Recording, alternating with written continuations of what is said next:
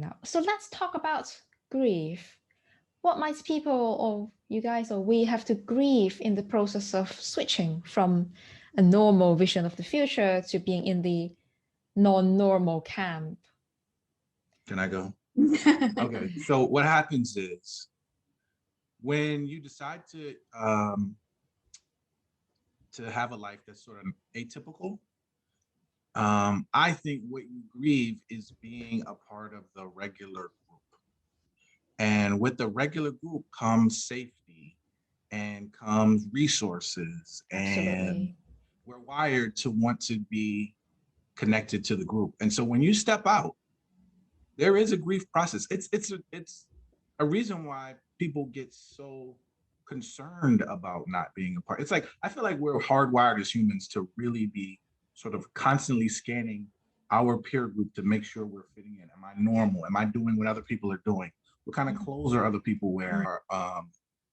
When you leave your community or when you make a decision to try to live an atypical life, you grieve that comfort that comes from being in the group. And being in the group is like essentially important for humans. That's one thing that I've learned a lot from this podcast, is that the main thing most of us are grieving is a sense of this quote unquote normal life. And so when you make a decision to step out of that, it's difficult. And that's where the grief comes in. Oh, I really get it. I really get it. I'm beginning to question that narrative of how, because there are lots of cultural narratives about how we need people. There are lots of research coming out to say we get depressed if we are not a part of community, if we don't have enough socializing activities. And I think that can sometimes be quite disempowering. And skipping out the nuances, because you don't want to just be in any group. You want to be in a group where you can authentically be yourself. True. Yeah. And that's that true. group may not be a physical group where you see every day. It could be an online group. It can be a virtual community. So what's your journey in terms of that whole in-group, out-group thing? Can you tell us more, maybe the both of you? What communities are you grieving and what would you want? So I think that along with that was the feeling of, for a lot of people, feeling left behind when, you know, your peers and people seem to be moving forward because they're doing these things that are viewed as the normal next steps in life, like having children, and you're not like doing a corporate it. job. You know, maybe you're still exploring in your 30s. Maybe you have many entrepreneurial ideas and endeavors, and yet people are on their corporate ladder, reaching a certain salary point, and that can feel like you're left behind too. Right. Or maybe you're single and all of your, you know, friend group everybody seems to be married. And when you see people moving along those paths, you can feel very left behind, and that can bring about grief and sadness. And when there's something permanent that you're losing, like in our case, where you're losing that identity as a future mother of parenthood, you're grieving all of the losses that come with that. So even though I never had a child, but I guess it's a disenfranchised grief, and you're grieving a child that you never had, that you weren't able to have, and all of the future that would have come with that. But yeah, the community piece and feeling like you're being left behind and feeling abnormal is difficult and comes with a lot of feelings. And for me, in my journey, I have found that I feel the grief around the way that I've been, I think, best able to deal with it has been that I've validated my life choice for myself, and I feel very strong in my choice. And I also had times when I was in therapy and had a therapist validating, you know, that the way you feel is okay, and what you've been through really was traumatic, and you have great reasons for why you made this decision for yourself. And feeling very strong in my own self-validation allows me, I think, to deal with those moments of feeling left out or feeling the grief. It helps me to deal with that a lot better. Yeah. So it's about committing to the new path that you're on and feeling I think so, strong in that.